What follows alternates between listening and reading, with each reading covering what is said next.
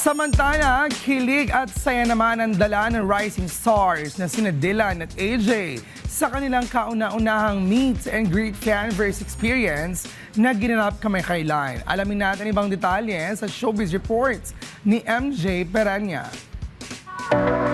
Dumagsa ang mga P-pop fanatics sa first ever Dylan and AJ fanverse experience meet and greet na ginanap sa isang sikat na mall sa Pasay. Pinakilala din ng dalawa bilang kauna-unahang talent ng IME Philippines.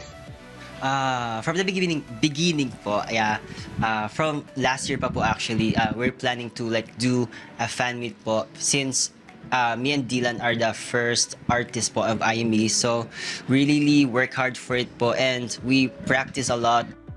Sa akin naman, pinagandaan talaga namin to.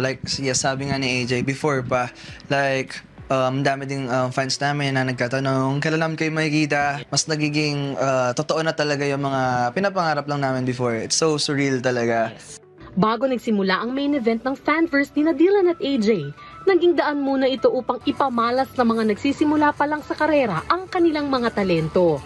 Mapa-solo man o mapa-group performance tulad ng P-pop group na Cloud7.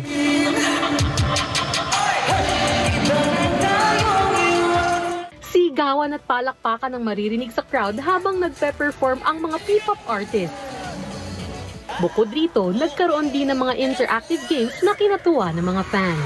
Present din sa event ang ating ka-RSP na si Dayan Medina bilang main host ng naturang fan meet. Thank you so much for coming out to show your love and support for Dylan and AJ. I'm sure everybody's really excited.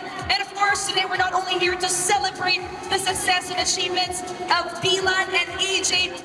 Naghandog ng nakakakilig na performance ang dalawa at pinarinig ni Dylan ang kanyang first release solo song na Di Pala Ako. Hindi rin nagpahuli si AJ na pinarinig ang kanyang rendition ng Nandito Ako.